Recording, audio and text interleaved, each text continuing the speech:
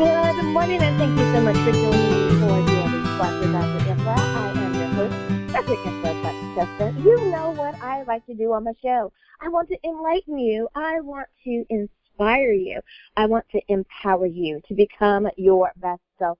Now, Scripture reminds us that the tongue is a small thing that makes grand speeches, but a tiny spark can set a great forest on fire. And today, we want to get you fired up about your kids. That's right. Being a parent or a guardian or even a really great auntie and uncle is a place of honor in a child's life. They look up to you, and they want for you to pour into them. You know, it's important that we love on them and not only provide that shelter for them in our arms, but also a great environment in which they are allowed to flourish and to grow. Well, that's some of the things that my guests today are going to talk about. She is author Denise Harvey, and she's written the book Growing Up Sassafras. Now, Growing Up Sassafras is about desiring the best for your child, for every child. It's about wanting our children to experience love, care, support of not only their parents, but of their families. It's about desiring hope and healing for every child. Her goal is that this book will teach children that the faith that they have counts and that it works just like it does for the adults in their life. Now, I think that is so important to remind children that they are important to God, just like the adults in their lives. Well, let me tell you a little bit more about Denise. Denise is a graduate of Liberty University in Virginia. She has her Bachelor's of Science degree in Psychology, Christian Counseling, and Bachelor's of Science degree in Psychology, Crisis Counseling, as well as a minor in Biblical Studies. Now, she is currently pursuing a Master's of Art degree in Human Service Counseling, Family Advocacy. Now, Denise's goal is to help restore and implant the understanding of love of God in a young life and experience what can happen when we allow God to work not only in our life, but in our hearts as well. Now, you know what I'm about to say. Go on, get comfy, get cozy. Get your coffee, get your tea, because we are about to get started. Good morning, Denise. Thank you so much for being on the show with me today. Thank you so much for having me. I love what you are doing with your book. I just love it when people want to pour into our children and make sure that the next generation is prepared. Thank you so much for choosing to go down this particular route, which is my first question for you. What made you decide that you wanted to focus on children? Not like really get into your book, but just why children? How come not teens or young adults? You know what? When I first started believing that I was writing a devotional for women. I was writing out of my hurt and out of my heart and out of the things that I needed to get out. You know, when you're talking about, rejection and identity and hurt and trying to find your place in life. When we had issues in our own family with that I seen happening with the children, I started to, and as I continued to see God, I started to get this hurt, every time I would see something going on, it would touch my heart so much where I would start crying and I would start praying, and it would always be about the children, it would always be about the little ones. So when the ideal came for me to write this book, and if I can just get this book out here where we can just talk about how important it is to not only love on our children, but to show them positive examples, to speak the right way to them, to speak life into them, to let them know that with whatever the family situation that's taken place, that is not their fault, that regardless of what's going on, they're still loved, and that they can still do all they can do. As a believer, I believe that. I know there's a lot of people who don't understand that and don't know that, or they don't even understand just how number one, children watch, they listen, they hear, they see, they emulate, they copy, they spit back out of their mouths what they heard spoken to them and in front of them. And their words matter. Every words matter for all of us. but I also know that a lot of people don't understand the power of our words. So when we're speaking right, when we're teaching our children right, when we're showing them a positive example, all that will matter for their lives and for generations. Absolutely. I'm sitting here just nodding my head, going, yeah. There's nothing else to say about that. It's true. It simply Amen. is true. The words that we say are so important. Now, focusing in on your book, when you were writing Growing Up Sassafras, Where Is My Daddy? Did you find that the title of the book came to you first, or did the title kind of develop out of your writing? It kind of happened at the same time. When I got the title, when I received the title, when I got the title, and I added the ending, Where Is My Daddy? That had already formed, because the ideal of what I was writing about is a little girl who loves her father, who misses her father, whose father is a good man. I'm not talking about someone who may have their own personal struggles and dealing in the negatives of life, but a good person who also loves his family, loves his children, and wants to be there for them. And so I started having, when I'm writing, I'm like, literally, well, actually, I'm typing, on my laptop, and I got my eyes closed, and I'm sitting there thinking, like I'm going through this story, and I'm sitting there looking at her, and I'm sitting there thinking, I'm literally feeling how she would feel to miss her daddy and want her daddy. So that's how the second part of that title came about, as I was going about the story. But I already had the first part, but I just needed that second. Where is my daddy? He's here. How come I can't see him? How come I can't talk to him? Is he forgetting me? Does he still love me? I still love him. And I literally started feeling all of it. I started feeling it. Yeah. I love that. So would you say that that someone shouldn't just pick up the book if the child's father is absent, but if the child's father is present, physically present, but perhaps busy with work, or they're just not a really great communicator? It sounds like the book is for all of that. Absolutely. And when I've had people ask me that question, or I've had people say, well, do you think my child would be too young? And I would say, if they can read, or you can read to them, I would say not. But at the same time, you're going to have to be willing to have a conversation with them, because they're going to have questions, and you have to be prepared to answer those questions honestly for them. Answering them honestly is the only way it'll help them. It'll help them understand. And especially if they have a similar situation in their life, they may have even more questions. And it may even open up some other windows that maybe adults don't want to walk through, or maybe they're not ready to walk through. But their child needs closure. Their child needs answers. And they need help. You said a mouthful there, and I think, unfortunately, so many times, one parent isn't thinking about what the other parent is doing to the child. They're kind of blinded to what their children are going through, simply because they are going through something. Be it that the parent is absent from the home or present in the home, but just absent as far as communication or involvement in the family. What a great subject to talk about. I love that. And I think our children nowadays are ready to have those conversations on their level much sooner than sometimes the adults think that they're ready to, because they have the question. They do want to know, hey, what's going on here? And people forget that children internalize so much. They make it their fault that person doesn't want to be with them. Wow, I'm so glad that you're tackling that. Now, did you think that when you were, let's say, a teenager, that you were going to be an author, that you would be writing about such a subject? You know what? I didn't know that I would be writing about such a subject at all. But growing up, even before I was a teenager, I loved to read.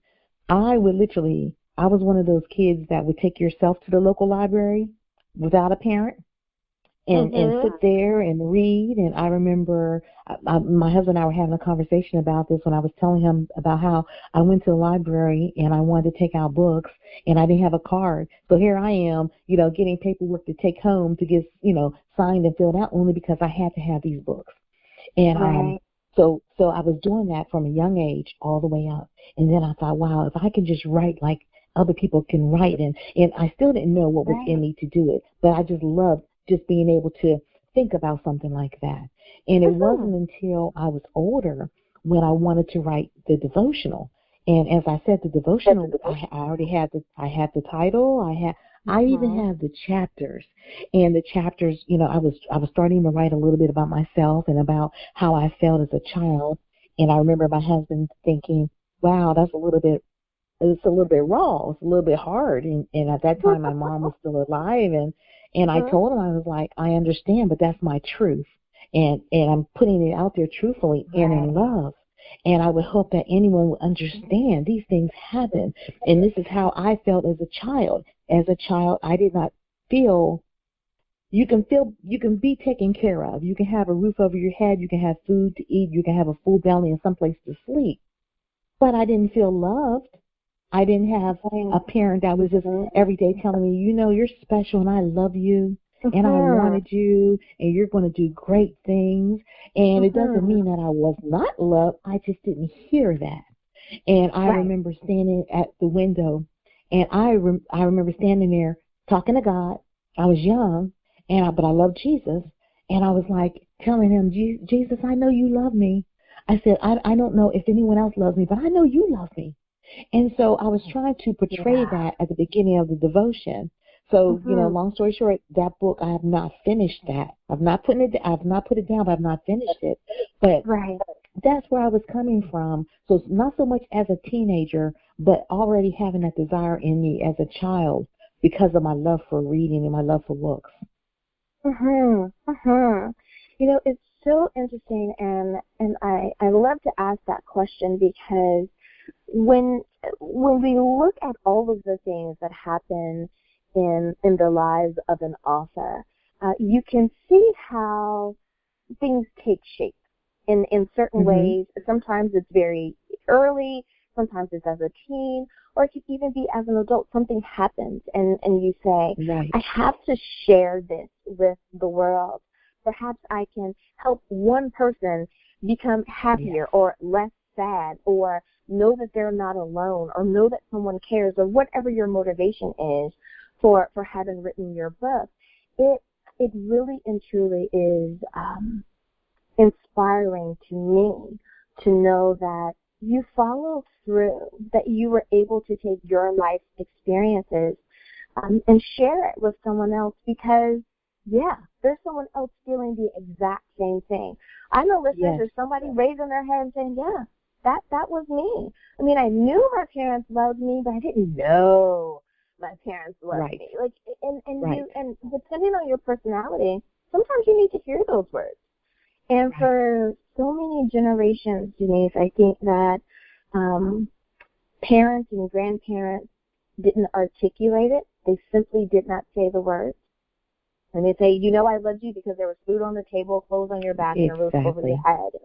Mhm. But I, too, am that personality type that needs to hear, I love you. Come sit with me. Let's spend time together. Let's have that emotional connection. So I definitely understand where you're going with that. Well, it is about time for us to go to break, but I want to give you, Denise, the opportunity to remind everyone again, what is the title of your book? Where can we pick up a copy? And how do we follow you online? Oh, absolutely. The title of my book is Growing Up Sassafras, Where is My Daddy? And you can follow me on my website at www.deniseharvey.com. And my book can be purchased either through my website or on Amazon or Barnes & Noble. Alrighty, listeners, now you know where you can pick up a copy of the book. We'll be back right after this.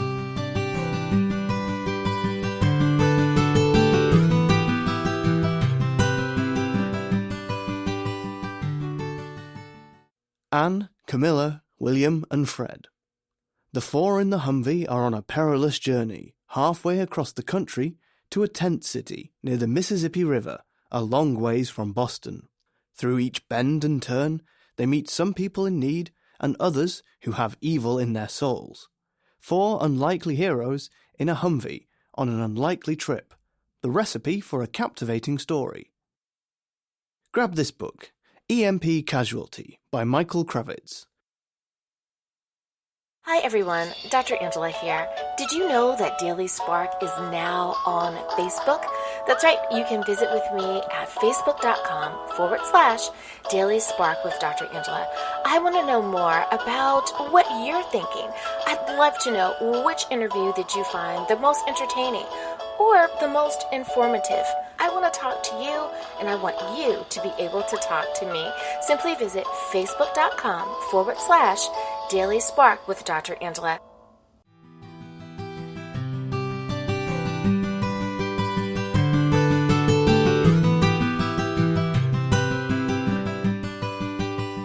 And we are back. Thank you so much for joining me for Daily Spark with Dr. Angela. I am Dr. Angela Chester, and my guest today is Mrs. Denise Harvey. You can find her online at deniseharvey.com. We're talking about her book, Growing Up Sassafras. Where is my daddy? I love, Denise, what you are doing in that you are writing a book that's targeting what's going on in the minds of some of our young people, of our little ones. So my question to you is what do you hope that the reader takes away from the story? Did you put little bits of wit and wisdom in there along the way to help the reader or the purchaser understand the point that you were trying to make? Absolutely.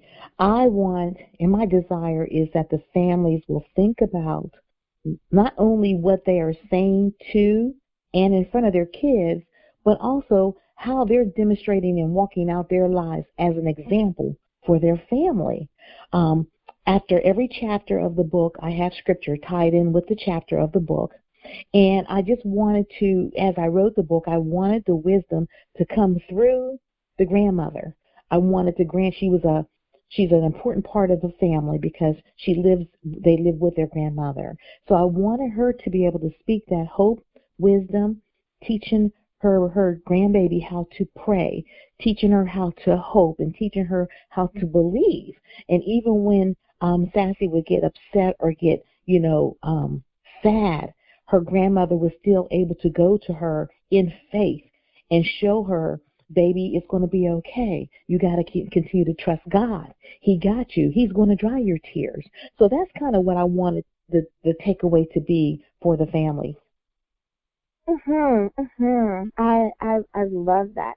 And I think for so many cultures, speaking about the grandmother, for so many cultures, our grandparents are as important as our parents, though they serve a different role. That we honor elders, and in honoring the elders, that their stories and their guidance is so vital, especially to our little people. Because they give it a different perspective. Grandmother's stories are totally different than mom's stories. Grandfather can ask you to do something that your dad may ask you to do, and it feels different. His tone of voice feels different because he's grandpa. So I love that you've included that. Now, is there a favorite chapter? Now, I know this is sometimes hard to say. It's kind of like, which is your favorite child? And it's like, they're all my favorite. Wink, wink, they're all my favorite. Right. Yeah. And I have a daughter who continuously says, aren't I your favorite? And I tell her, you're my favorite daughter.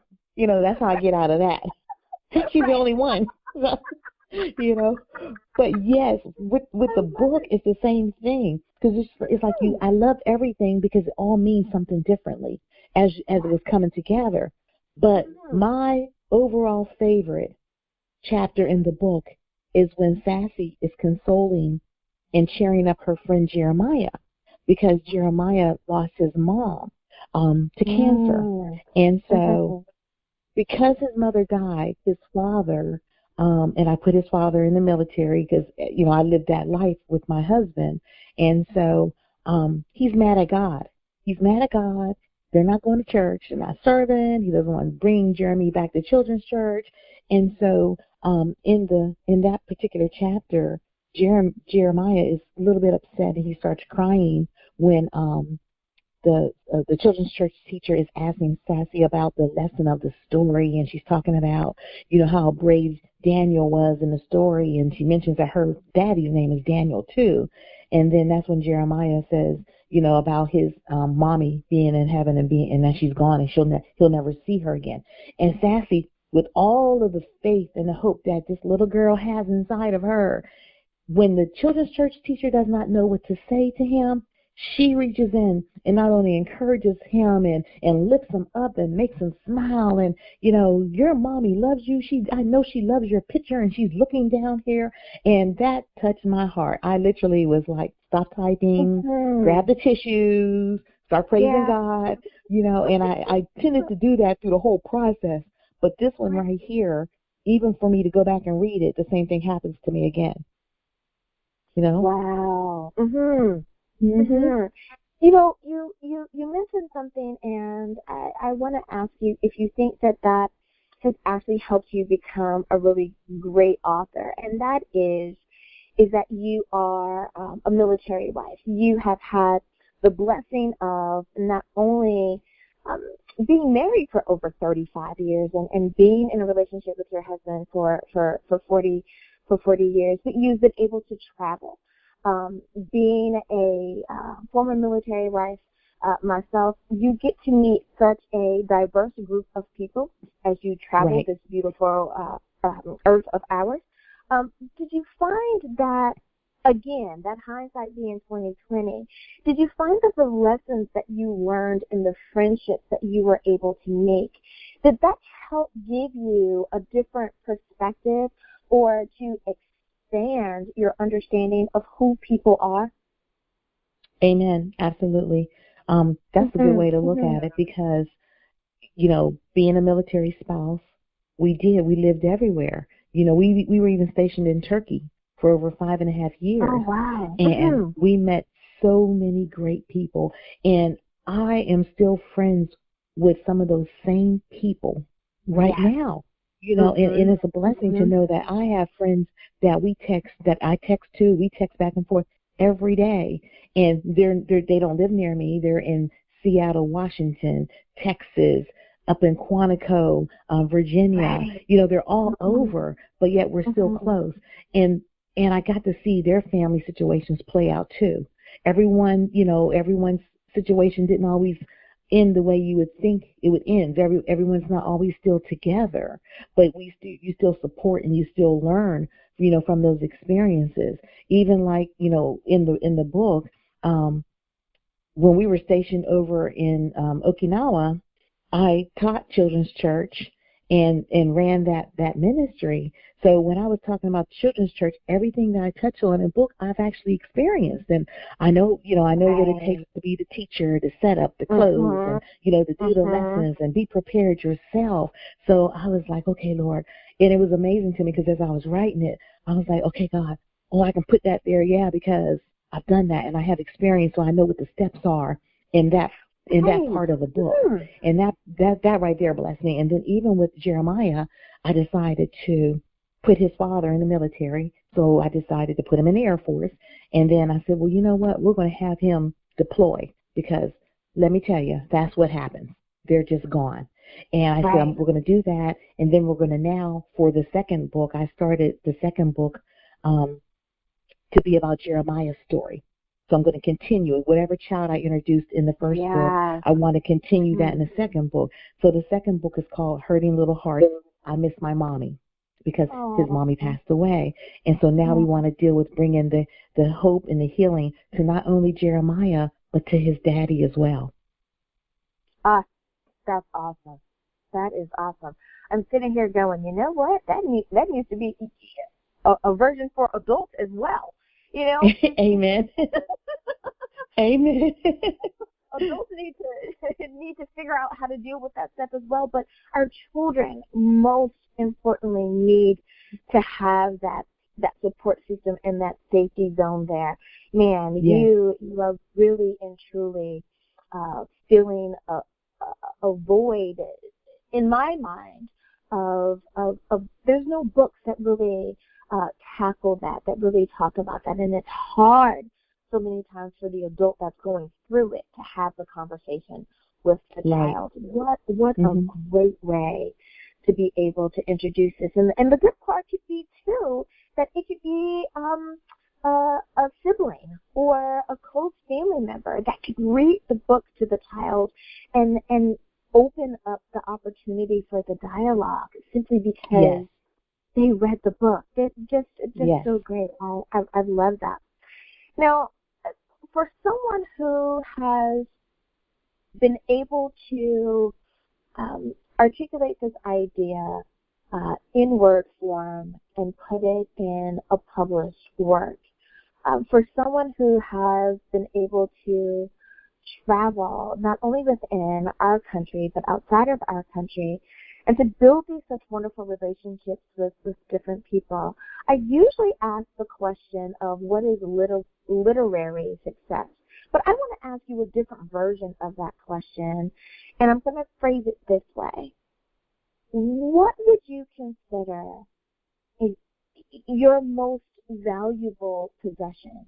Are there things that you have been able to gather along the way that you wouldn't trade for anything else? There are things that I've gathered along the way within my travels, but they're nowhere near as priceless as my family, my faith in God, and finally my education, because it seemed like it took me so long to get it. The things that I've gathered, the things that I have that, that we got when we lived in Turkey and, Japan. And, yeah, those are nice things, and those may be things that no one else has, and it means something to me because, wow, I bought that back from the country of Turkey. It's made in Turkey. However, a fire could take it away tomorrow. A flood can destroy everything. But I would still have my faith, and I would still have my family, and I would still know that I accomplished something dear in my heart as to going back to school as an adult and finishing. Yeah. Amen to that. It's nice to have the material things, but there's nothing like faith and family. I have to give a big amen to that. Absolutely, absolutely.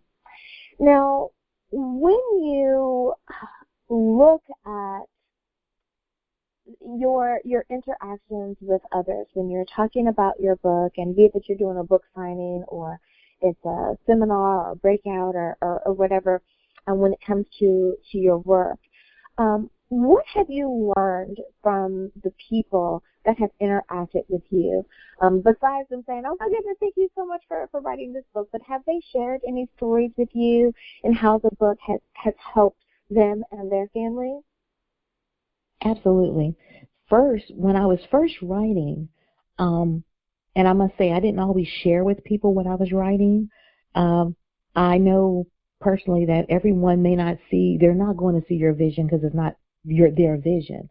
So therefore, you can't expect, you can't expect to receive something from somebody that they don't have themselves to give. And so I was always playing it close to heart who I spoke to about it. But I tell you what, whenever I did speak to somebody about it, it blew my mind because they would tell me, my husband went through that. My son went through that. We're going through that in our family. It blew my mind down to the publisher, the account rep that I dealt with for the publishing company. He explained, he told me the same thing. And so that right there touched me that, what, God, I know and I trust and believe that I am doing the right thing, that it may not be for everybody, but it's for somebody. And it's going to touch someone's life. It's going to touch someone's heart to know, and that if someone's going through it currently, maybe they'll change and they'll start to do things a little bit differently. And my sister, one of my sisters told me, and I know she wouldn't mind me sharing this, that her sons, they're older. And, of course, they wanted the book because they wanted to support me, and they couldn't believe, wow, Anthony's wrote this book and everything. And she shared with me that number one, he called me up to let me know that he thought the book was cool. You know, that's how y'all, it's cool, Anthony. Right. Okay. I was like, thank you. Secondly, she told me, she said, you know what he said? He came to me and he said, so, Mom, I just got finished reading Aunt Denise's book. So it wasn't my fault, huh? Wow. That's what he said to her. And she never knew. And I said, Wow. see, that's what I'm talking about. He's, 14 years old. You didn't even know that he was harboring that in his heart. Yeah. You know, that those type of thoughts form in their head, form their decisions, form what they think they can and cannot do, or that they don't go for in life. Wow. Wow. I'm so glad that you shared that, because it is so true. It is so true. The power of books is just unfathomable.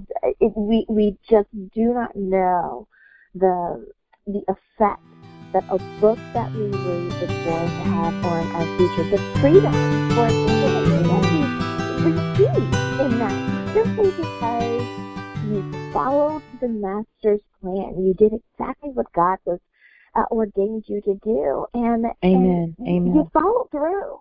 Man, following through is so important. It's not just about, physically running the race and running all the way to the end. Anyone run track out there? What does coach tell you? Run all the way to the end. Don't stop. Don't slow down before you cross the line. And wow, you didn't slow down before you crossed the line. You kept going through, and because of that, we always say, if I could just reach one person, you reached at least one person. Yeah. Yes. And yes. And the nephew has the breakthrough, and how you have helped to free him to go on and achieve even more, because he doesn't have that vice on him anymore. Right. They don't have that bondage. Yeah, that is so awesome. I love it. Well, Denise Harvey, let me tell you, I have enjoyed talking to you today, and I know that the audience knows. I know you guys are not in it yet. She enjoyed it. She has laughed and giggled and asked all those questions. I have enjoyed my time with you. Thank you so much for being on the show. But before you go, I do want to ask you one more time, if you would please remind everyone, what is the title of your book, where can we pick up a copy, and how do we follow you online? Absolutely. And thank you so much. I enjoyed it as well, speaking to you today. And so, again, my book is Growing Up Sassafras, Where is My Daddy? And you can go to my website, which is deniseharvey.com. My book is also on Amazon.com and also on Barnes & Noble, as well as I am on Instagram as well, and it's denise.c.harvey on Instagram.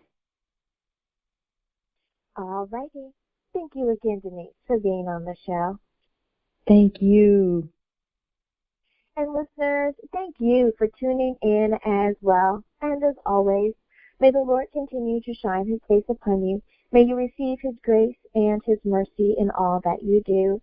Until next time, everyone, be blessed in the Lord. Bye-bye.